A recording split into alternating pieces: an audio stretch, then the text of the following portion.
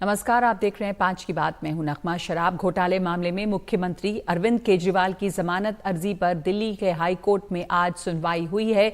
इसे लेकर कभी भी कोर्ट का फैसला आ सकता है। आज इस सुनवाई के दौरान अरविंद केजरीवाल की तरफ से पेश हुए वकील अभिषेक मनु सिंघवी ने अदालत में कहा कि ईडी राजनीतिक साजिश कर रही है। कई मुद्दों पर अभिषेक मनु सिंघवी ने अपनी जिरह की। केजरीवाल को बिना पूछताछ के गिरफ्तार करने की जरूरत नहीं थी। अभिषेक मनु सिंघवी ने कहा, यह बुनियादी ढांचे पर हमला है। ये कहा अभिषेक मनु सिंघवी ने। और केजरीवाल के खिलाफ गवाही देने वालों को जयचंद बताया कि जो लोग अप्रूवर बने हैं उनके लिए एक शब्द इस्तेमाल होता है, या तो जयचंद या फिर ट्रोजन हॉर्सेस, यानी इन पर भरोसा नहीं किया जा सकता। इतिहास इन जयचंदों की तरफ कठोरता से देखता है।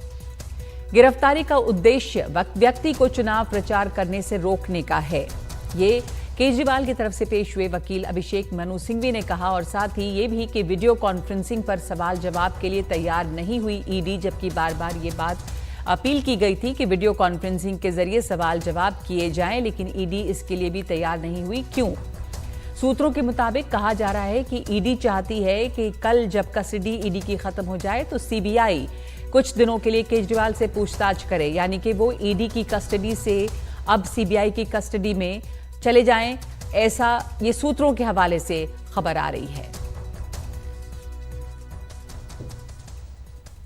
इस बीच मीडिया के सामने एक बार फिर से अरविंद केजरीवाल की पत्नी सुनीता केजरीवाल आई और उन्होंने कहा कि दिल्ली के लोगों के लिए अरविंद चिंतित हैं। पैसे को लेकर अरविंद केजरीवाल कोर्ट में खुलासा करेंगे। आइए सुनते हैं सुनीता केजरीवाल ने आज क्या कहा है एक बार फिर। कल शाम मैं जेल में अरविंद जी से मिलने गई। उन्हें डायबिटीज है, शुगर लेवल ठीक नहीं चल रहे, लेकिन निश्चय दृढ़ है। 2 दिन पहले उन्होंने दिल्ली की जल मंत्री आतिशी जी को संदेश भेजा था कि लोगों की पानी और सीवर की समस्याओं का समाधान किया जाए। बताइए क्या गलत किया? लोगों की समस्याओं का समाधान तो होना ही चाहिए। इस बात पर भी केंद्र सरकार ने आपके सीएम पर केस कर दिया। क्या ये लोग दिल्ली को तबाह करना चाहते हैं? क्या ये लोग चाहते हैं कि लोग अपनी समस्याओं से जूझते रहें? इस बात से अरविंद जी को बेहद पीड़ा हुई है। अरविंद जी ने मुझे एक बात और कही। इस सो कॉल्ड शराब घोटाले की जांच में ईडी ने पिछले 2 साल में 250 से ज्यादा रेड मार लिए। वो इस सो कॉल्ड शराब घोटाले का पैसा ढूंढ रहे हैं। अभी तक किसी भी रेड में एक पैसा नहीं मिला। मनीष जी के यहां रेड मारी, संजय सिंह जी के यहां रेड मारी, सत्येंद्र जैन जी के यहां रेड मारी, एक भी पैसा नहीं मिला। हमारे यहां रेड मारी, मात्र 73,000 रुपए मिले। तो वो इस सो कॉल्ड शराब घोटाले का पैसा है कहां? अरविंद जी ने कहा है कि इसका खुलासा वे 28 मार्च को कोर्ट के सामने करेंगे। सारे देश को सच सच बताएंगे कि इस सो कॉल्ड शराब घोटाले का पैसा है कहां। उसका सबूत भी देंगे। अरविंद जी बहुत सच्चे, देशभक्त, निडर और साहसी व्यक्ति हैं। उनकी लंबी आयु, सेहत और सफलता की कामना करना। उन्होंने कहा है, मेरा शरीर जेल में है, लेकिन आत्मा आप सबके बीच है। आंखें बंद करो, मुझे अपने आसपास महसूस करोगे। तो अनुराग ठाकुर ने इस मुद्दे पर क्या कहा है, सुनीता केजरीवाल का ये संदेश, और उसके बाद आज जो कोर्ट में उसके पहले जो लगातार जिरह हुई है, इस मुद्दे पर क्या कह रही है बीजेपी, आइए सुनते हैं। देखिए, हमने देखा था लालू प्रसाद यादव जी के समय जब वो चारा घोटाले में फंसे थे, तब राबड़ी जी अनाउंसमेंट करती थी, आहिस्ता आहिस्ता उन्होंने गद्दी संभाल ली। अब अरविंद केजरीवाल जी के समय जो नैतिकता की बातें करते थे, जो कांग्रेस के भ्रष्टाचार के खिलाफ अनशन पर बैठते थे, जो कहते थे मैं राजनीति में नहीं आऊंगा, मेरी लड़ाई तो भ्रष्टाचार के खिलाफ है, आज भ्रष्टाचार के दलदल में गिरी हुई, गहराई तक गिरी हुई आम आदमी पार्टी नजर आती है, जिनका सांसद, जिनका स्वास्थ्य मंत्री, जिनका उप मुख्यमंत्री, जिनका शिक्षा मंत्री, जिनके पार्षद, ये सब जेल में है और इनका मुख्यमंत्री शराब घोटाले के किंग पिन कट्टर बेईमान अरविंद केजरीवाल भी जेल में है। हमारे साथ हमारे सहयोगी शरद इस वक्त जुड़ गए हैं। शरद, ये कोर्ट में आज बहस हुई और फैसले की उम्मीद इस वक्त हो रही है कि कभी भी फैसला आ सकता है। डेवलपमेंट्स इस खबर पे क्या हैं अब तक?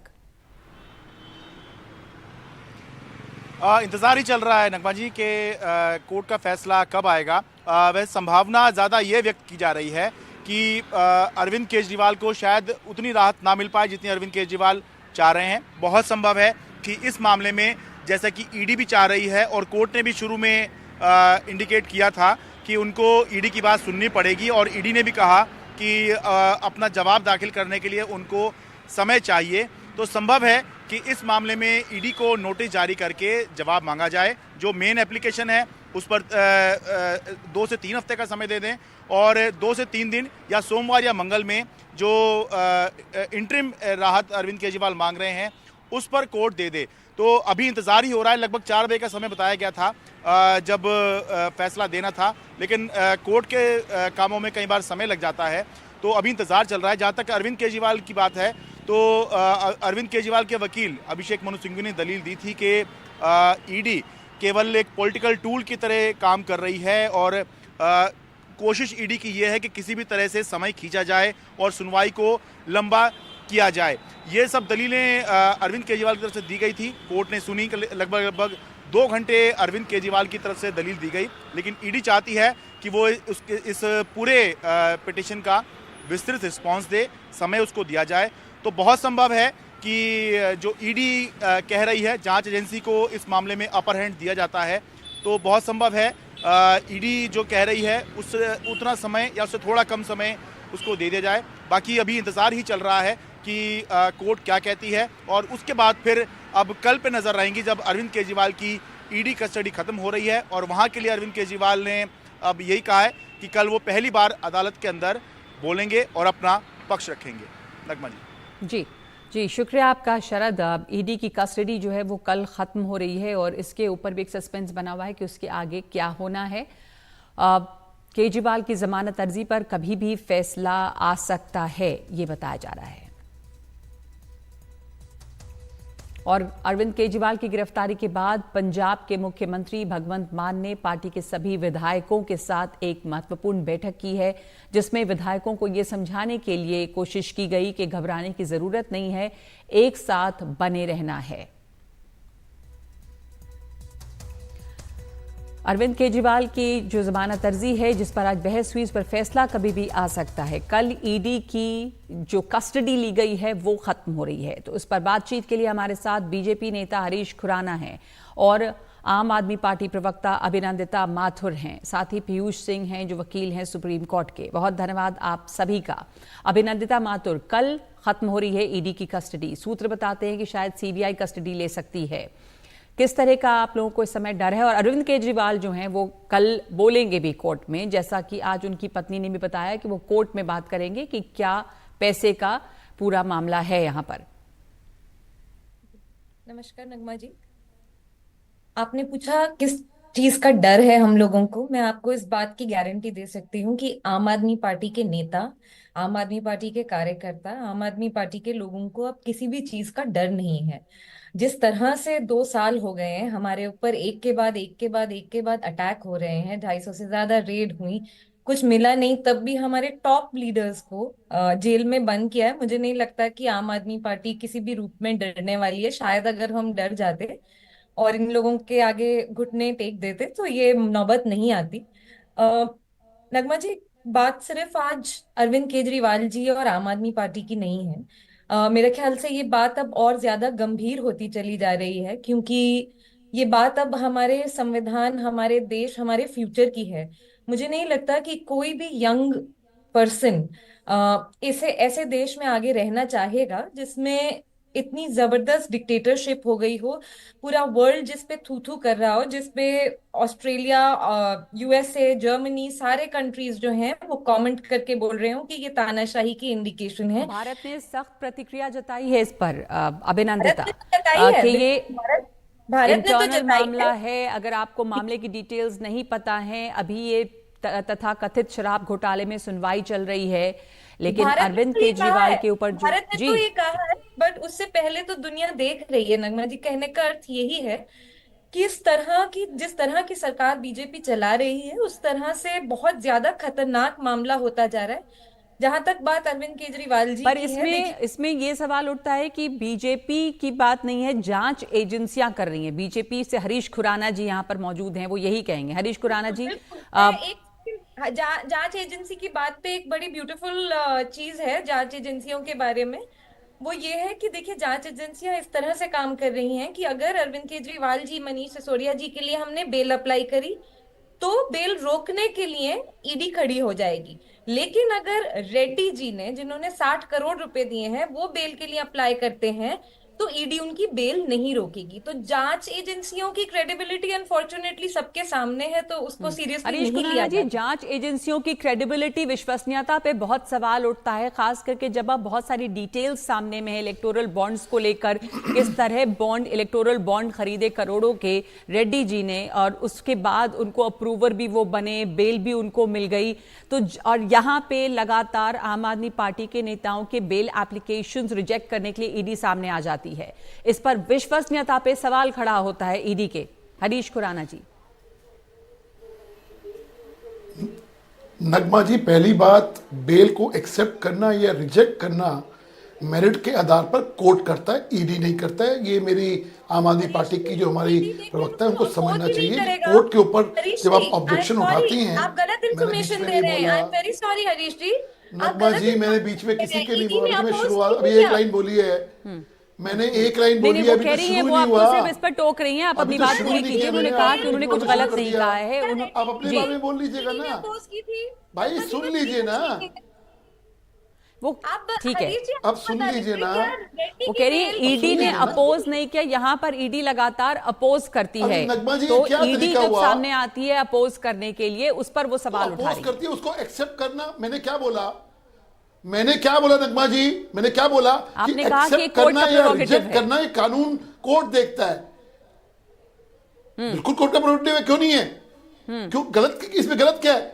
लास्ट कुछ 3-4 गलत दिन नहीं है, आगे बताइए पहले जी। मनीष सिसोदिया की curative application for the bail has been rejected. कौन जिम्मेवार है? अब जब कोर्ट अगर टिप्पणी करता है कि 300 करोड़ रुपए का मनी ट्रेल पकड़ा जाता है, तो उसमें ईडी का कसूर है क्या?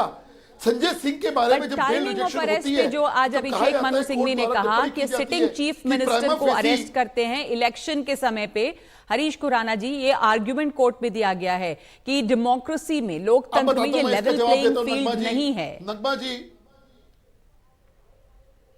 हाँ, अब सुन लीजिए नगमा जी, अब मैं बीच में इंटरफेयर मत करिएगा कोई भी। 9 बार आप सम्मन से आप भागो।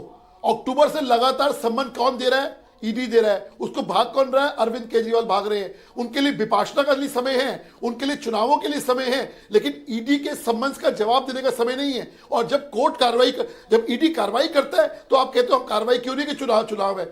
अरे अगर चुनाव है, इसका मतलब आपको क्या छूट मिल जाती है कि आप कुछ भी घोटाले करेंगे क्या? सवाल नंबर 1, आपने यही बात 10 सम्मन को इवेट किया सुरेन जी ने, तब भी आपने कहा टाइमिंग। अरे टाइमिंग तो आपने जानबूझ के यहाँ पे इलेक्शन के आसपास आपने गिरफ्तारी करवाई कि इलेक्शन नजदीक आ रहे हैं, इसलिए आपने जो अब कहा, इलेक्शन के आसपास हम गिरफ्तार होंगे। टोक नहीं रही हूं, लेकिन सवाल इस पे खड़े होते हैं। इसमें सवाल एक ये भी है, आपने कहा कि ईडी के आपके पास सब चीजों का टाइम था और पेश होने का समय नहीं था, लेकिन कस्प ऑफ इलेक्शन, बिल्कुल चुनाव जब घोषित होते हैं, उस समय जो ये गिरफ्तारी होती है, इस पर अभिषेक मनु सिंघवी ने सवाल उठाए कि ये फेयर नहीं है। दूसरा कहा कि ईडी ने जो पिटीशन के जवाब देने के लिए समय मांगा है, ये डिलेइंग टैक्टिक्स है, देर करा रहे हैं जानबूझकर। नगमा जी, हरीश खुराना जी, मैंने पिछले 2-3 दिन पहले जब ईडी कस्टडी की बात हो रही थी, तब भी अभिषेक मनु सिंघवी जी ने बात करी और आज भी करी। कोई कॉन्क्रीट था उनके अंदर क्या? कोर्ट के अंदर जो आप जब जिरा करते हैं तो कॉन्क्रीट कोई बात करते हैं, वो बात कर रहे थे पॉलिटिकल बात कर रहे थे। कोर्ट के अंदर पॉलिटिकल बात नहीं चलती है जिस प्रकार से कि हाँ भाई चूंकि चुनाव है एक जानबूझ के। अरे चुनाव का मतलब आपको लाइसेंस नहीं मिल जाता घोटाले करने का। आप जिरा की बात कीजिए ना। आप ये बात करिए कि के.सी. अरविंद जो मनीष सिसोदिया के पीएस है, उन्होंने कहा या नहीं कहा कि अरविंद केजरीवाल की मौजूदगी में और उनके घर पर ड्राफ्ट डॉक्यूमेंट दिया गया, क्या ये सच है या नहीं है? इस बात का जिक्र करिए ना।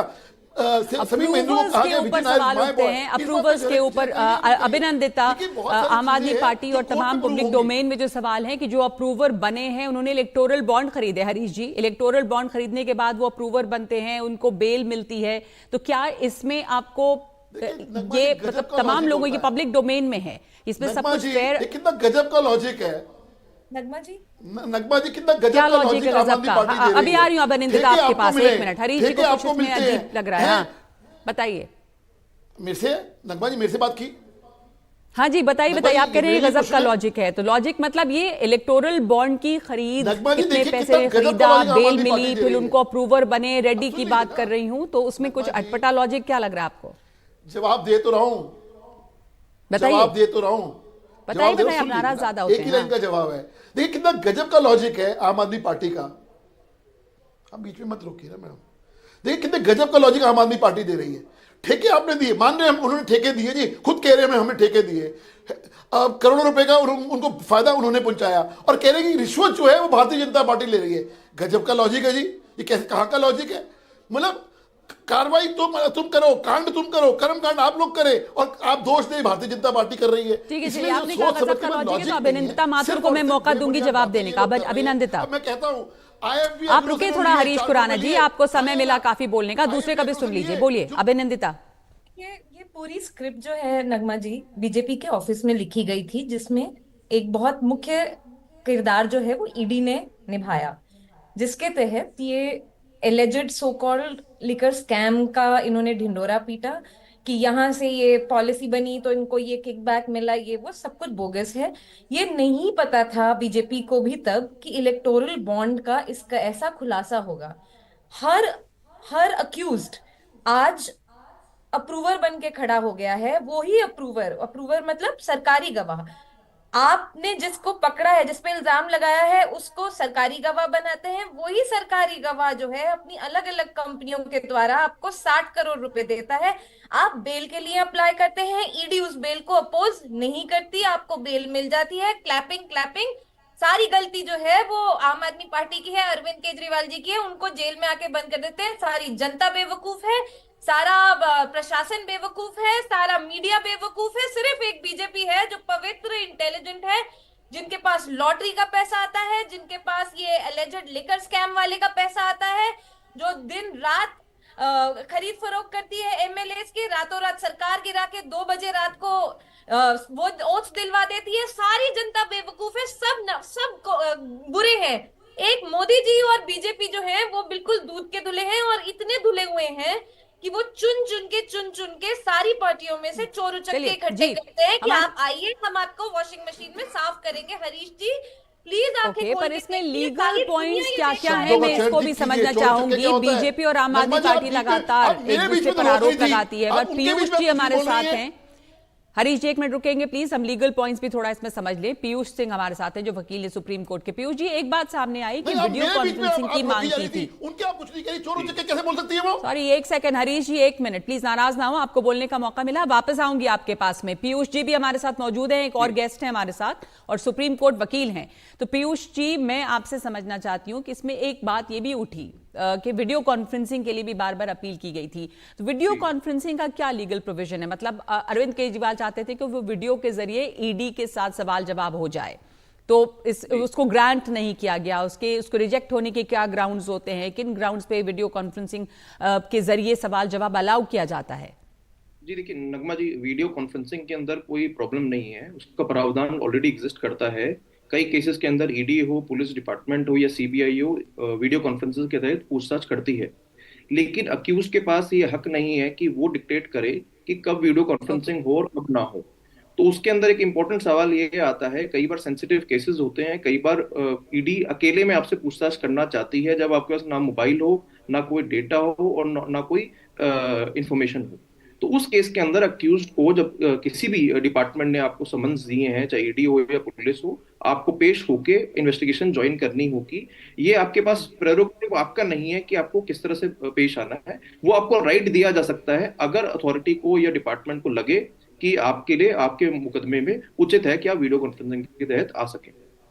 तो अभिनंदिता, क्योंकि ये पॉइंट भी उठा कि वीडियो कॉन्फ्रेंसिंग को अलाउ नहीं किया गया, तो जैसा आप बता रहे हैं पीयूष जी कि ये प्रोरोगेटिव जो है वो अथॉरिटी का है कि वो मिले ना मिले, तो इस बात को लेकर जो कोर्ट में सवाल उठा वो सही नहीं है। दूसरे ये भी कि मल्टीपल लॉयर्स प्रेजेंट अपीयर हो रहे हैं अरविंद केजरीवाल के लिए, तो एसवी राजू साहब जो हैं उन्होंने इस पर भी ऑब्जेक्ट किया है कि मल्टीपल लॉयर्स, कई लॉयर्स क्यों आ रहे हैं केजरीवाल जी के लिए। ईडी भी रिक्वेस्ट कर सकती है कि अलग अलग लॉयर्स जी हैं आए वो ईडी के लिए भी। एक लेवल प्लेइंग फील्ड की अगर बात करते हैं तो ये लेवल प्लेइंग फील्ड नहीं है, ये एसवी राजू का कहना है, जो सॉलिसिटर जनरल है ईडी की तरफ से, एडिशनल सॉलिसिटर जनरल जो कोर्ट में अपीयर हुए।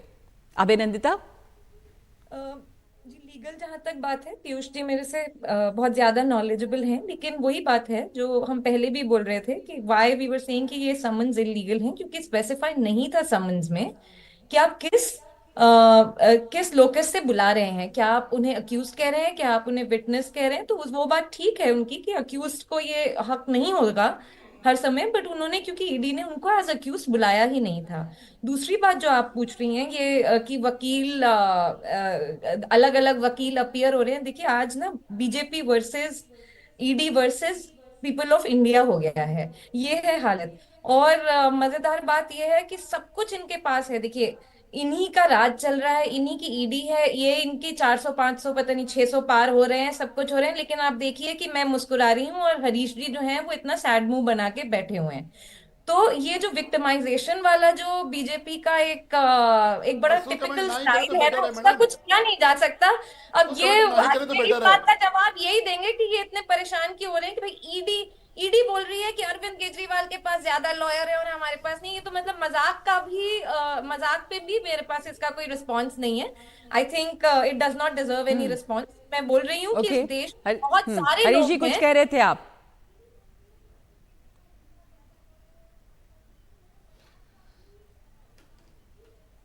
हरीश खुराना, आप इस पर जवाब देना चाह रहे थे?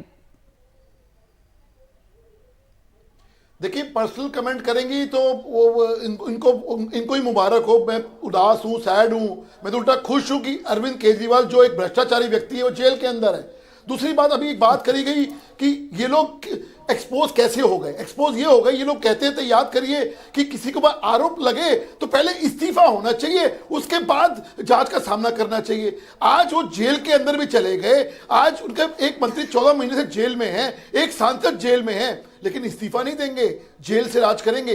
तो मेरे ख्याल से एक ये भ्रष्टाचार का एंगल और दूसरा मॉरलिटी का एंगल, दोनों एंगल पे ये लोग पूरे दिल्ली के सामने और हिंदुस्तान के सामने एक्सपोज हो गए हैं और हमें दोष दे रहे हैं कि हम सैड हैं। अरे हम तो खुश हैं और गुस्से में हैं कि एक व्यक्ति जो जेल के अंदर भ्रष्टाचारी है वो आज जेल से शासन कैसे कर सकता है। सवाल ये होता है, जेल से शासन पर आपत्ति है। पीयूष जी, इसमें लीगली ये सवाल बार बार उठ रहा है कि क्या जेल से शासन चल सकता है? जो मुख्यमंत्री जेल गए हैं, क्या उन्हें इस्तीफा नहीं देना चाहिए? क्या वो जेल से आदेश पारित कर सकते हैं? देखिए लीगली कोई बार नहीं है नगमा जी कि कोई अगर अरेस्ट हुए हैं तो वो जेल से मुख्यमंत्री नहीं रह सकते, क्योंकि अभी मात्र अरेस्ट हुआ है, कोई कन्विक्शन नहीं हुआ। सो क्या लीगल ऐसा कोई बात प्रेसिडेंस है कि सिटिंग मुख्यमंत्री जेल चले गए हों? क्योंकि बाकी मुख्यमंत्री इस्तीफा देकर जेल गए थे, चाहे वो लालू यादव हो, चाहे वो हेमंत सोरेन हो, या पहले का अगर कोई इस तरह का कोई प्रेसिडेंस है क्या? एक सिटिंग मुख्यमंत्री जेल में है और वहां से शासन या वो आदेश दे रहे हैं? देखिए ये हिंदुस्तान के अंदर ये पहला एग्जांपल होगा कि ऑर्डर्स दिए जा रहे हैं and sitting chief minister is behind the bar. लेकिन जो आपने लीगल प्रावधान पूछा उसके बारे में देयर इज नो बार, कोई ऐसा मनाही नहीं है कि आप जेल में रह के आप नहीं चला सकते। मात्र एक प्रोसीजरल या एडमिनिस्ट्रेटिव डिफिकल्टीज आती हैं, क्योंकि जेल के अंदर आपको लिमिटेड समय होता है जब आप किसी भी लोगों से मिल सकते हैं। वो मात्र एक दिन के अंदर आधे घंटे का, 1 घंटे का, और हर बार आपको एक पर्टिकुलर रूम या एटमॉस्फेयर प्रोवाइड नहीं किया जा सकता। तो प्रोसीजरल डिफिकल्टी बहुत रहती है, बट कोई लीगल बार इसमें नहीं है कि आप कस्टडी में रह के आप सीएम नहीं रह सकते, क्योंकि हमें एक बहुत इंपॉर्टेंट चीज जाननी पड़ेगी कि अभी ये मात्र एक अरेस्ट है, कन्विक्शन नहीं है। ईडी ने का कन्विक्शन रेट पिछले 10 साल जी। का इस 0.5% नगमा जी। तो अगर मान लीजिए 5,422 केस हैं जो मेरे सामने, जो डेटा जो पार्लियामेंट में पेश किया गया, मात्र 23 कन्विक्शन हुए हैं, तो 0.5 कन्विक्शन रेट है। तो मात्र जेल जाना या कस्टडी लेना, हम ये नहीं मान सकते कि आदमी गुनहगार है या उसने कोई चीटिंग या मात्र जेल जाना इसको नहीं प्रूव करता कि आप जो हैं वो गुनहगार भी हैं, वो आरोप साबित होना बाकी है। बस एक छोटा सवाल अभिनंदिता आपसे कि कल ईडी की कस्टडी खत्म हो रही है, उसके बाद क्या? देखिए, कल कोर्ट में अरविंद केजरीवाल जी अपना पक्ष रखते हुए एक बहुत बड़ा खुलासा करेंगे। वो हमारे लिए बहुत बड़ा एक मोमेंट है।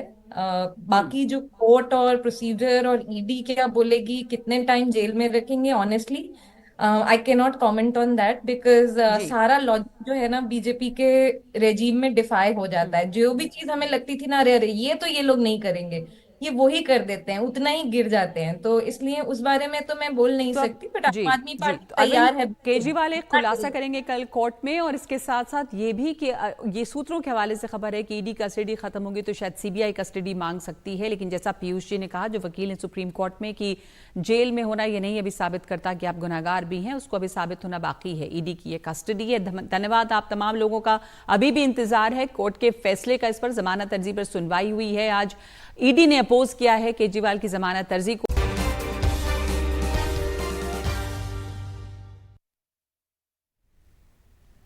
क्या केंद्र सरकार जम्मू कश्मीर से armed forces special powers act को हटाने पर विचार कर रही है? ये बात गृह मंत्री अमित शाह के एक इंटरव्यू में सामने आई है। जेके मीडिया ग्रुप को दिए इस इंटरव्यू में अमित शाह ने कहा है कि हमारी योजना है कि वहां से सेना को हटाया जाए और जम्मू कश्मीर की सुरक्षा व्यवस्था पुलिस के हवाले सौंपी जाए। हम आफ्स्पा हटाने पर भी विचार कर रहे हैं। Armed forces special powers act वो कानून है जो सुरक्षा बलों को कानून के शिकंजे से लगभग बाहर रखता है। इसको लेकर लंबे समय से कश्मीर और पूर्वोत्तर के राज्यों में विरोध चलता रहा है। इसे हटाने की मांग रही है। सरकार का दावा है कि पूर्वोत्तर के 70% इलाके से इसे हटाया जा चुका है। अब कश्मीर से इसे हटाने पर विचार किया जा रहा है।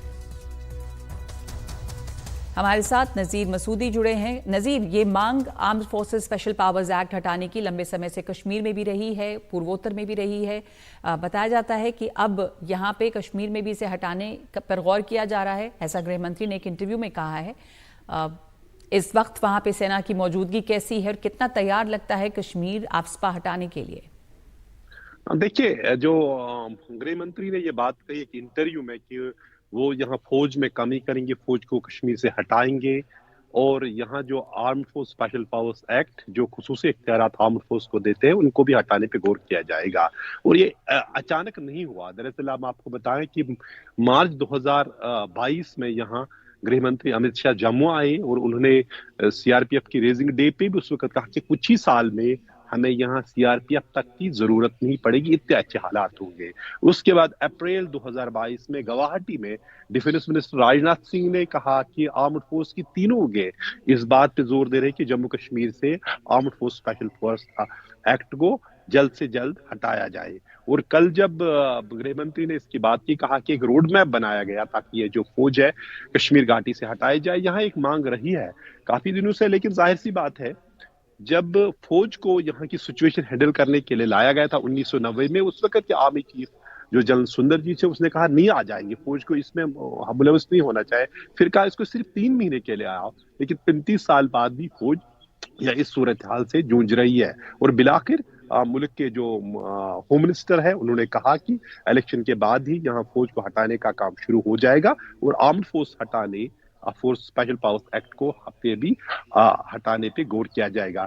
याद रहे कि 2012 में भी उमर अब्दुल्ला की सरकार ने यहाँ कुछ जगहों से armed force special powers act के हटाने की बात की थी, जिसको उस वक्त साथ था उस वक्त के गृह मंत्री पी चिदम्बरम का, लेकिन उस वक्त डिफेंस मिनिस्ट्री ने काफी उसका अपोज किया। लेकिन अब ये देखना है कि अब जो अमित शाह ने ये बात कही इस पे डिफेंस मिनिस्ट्री का भी फौज का भी क्या रवैया रहेगा, सिचुएशन भी कैसी रहेगी आने वाले महीनों में, और खासतौर पर अब इलेक्शन चल रहे हैं, उसके सारे चीजों को मद्देनजर रखते हुए, लेकिन एक बहुत भी बड़ी अनाउंसमेंट है अमित शाह की तरफ से कि जिस तरह से हालात और मिलिटेंसी का करीब करीब खात्मा हो चुका है यहाँ, इस तरह के जो कानून है या इस तरह की इतनी फौज की जो तादाद है उसकी अब जरूरत नहीं है। जी शुक्रिया नज़ीर। अब ये है कि एक बहुत बड़ा ऐलान है और अगर ये वहाँ पे लागू होता है तो एक बड़ी बात होगी कश्मीर के लिए।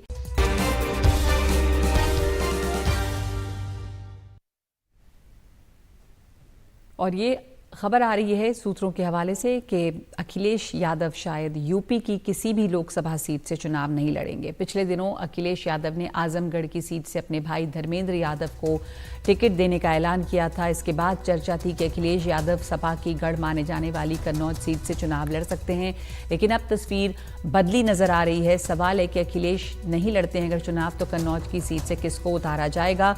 हमारे साथ हमारे सहयोगी जुड़ गए हैं। रणवीर, यहाँ पर सपा के खेमे में क्या खबर आ रही है? क्योंकि जो आजमगढ़ की सीट है उसे लेकर काफ़ी चर्चा थी कि अगर अखिलेश यादव नहीं लड़ेंगे तो आजम खान की जो पार्टी है वो भी इसको लेकर नाराज़ है। धर्मेंद्र यादव को उतारने की बात थी, लेकिन अब कि कहीं से नहीं लड़ेंगे चुनाव अखिलेश यादव, तो क्या हो रहा है वहां पर से? और कन्नौज की सीट पे सवाल बना हुआ है रणवीर जी। देखिए कन्नौज से कौन लड़ेगा ये साफ नहीं है, लेकिन ये ज़रूर सूत्र बता रहे हैं कि अखिलेश यादव संभवतः 2024 का लोकसभा चुनाव नहीं लड़ेंगे। 2019 में अखिलेश यादव चुनाव लड़े थे, आजमगढ़ सीट से लड़े थे, चुनाव जीते थे और 2022 में यूपी विधानसभा चुनाव में करहल विधानसभा सीट से वो चुनाव जीते। उसके बाद उन्हें तय करना था कि वो दिल्ली की राजनीति करेंगे या यूपी की, और उन्होंने यूपी की राजनीति तय की और करहल सीट से विधायक रहे, संसद की सदस्यता छोड़ दी, फिर उपचुनाव हुआ और आजमगढ़ सीट सपा हार गई। इस बार अखिलेश यादव से जब पूछा गया तब उन्होंने इस कॉन्फिडेंस के साथ जवाब दिया कि वो चुनाव लड़ेंगे, लेकिन सवाल था कि कहाँ से लड़ेंगे, क्योंकि मैनपुरी से डिम्पल यादव, बदायूं से पहले नाम किसी और का था, बाद में वहाँ से शिवपाल यादव को भेज दिया। बदायूं से पहले धर्मेंद्र यादव थे और धर्मेंद्र यादव को बाद में शिफ्ट करके आजमगढ़ भेजा गया। अब एक सीट बच रही थी जहाँ से माना जा रहा था कि अखिलेश यादव चुनाव लड़ सकते हैं, वो है कन्नौज। सुब्रत पाठक भारतीय जनता पार्टी के सांसद हैं और कन्नौज सीट को लेकर के सूत्र ये बता रहे हैं कि यादव परिवार से कोई इस बार चुनाव मैदान में नहीं होगा। कोई नया आदमी होगा जो समाजवादी पार्टी का पुराना कार्यकर्ता है, वो यादव हो सकता है, वो शाक्य हो सकता है, या उस इलाके में मजबूत चुनाव लड़ने वाला जो भी ऐसा प्रत्याशी होगा जिसको समाजवादी पार्टी उपयुक्त पाएगी उसको कन्नौज से उतार सकती है। लेकिन फिलहाल ये लगभग तय हो चुका है कि अखिलेश यादव 2024 का लोकसभा चुनाव नहीं लड़ेंगे और यूपी भर पे वो इंडिया अलायंस के तहत जो 63 सीटें सपा को मिली है उसके लिए और 17 सीटें जो कांग्रेस की मिली है उसके लिए चुनाव प्रचार करेंगे। धन्यवाद आपका रणवीर। और इधर समाजवादी पार्टी ने मुरादाबाद से रुचि वीरा को लोकसभा चुनाव 2024 का उम्मीदवार बनाया है। इस सीट से समाजवादी पार्टी के मौजूदा सांसद डॉक्टर एसटी हसन ने भी अपना नामांकन दाखिल किया था। ये नामांकन निरस्त हो गया है और रुचि वीरा अब सपा की अधिकृत प्रत्याशी हैं। एसटी हसन ने मीडिया से बात करते हुए कहा कि आजम खान और अखिलेश यादव का जो फैसला है उन्हें कबूल है और वो उसके साथ है, और उनका टिकट किसने काटा, क्यों काटा, ये तो काटने वाला ही बता सकता है।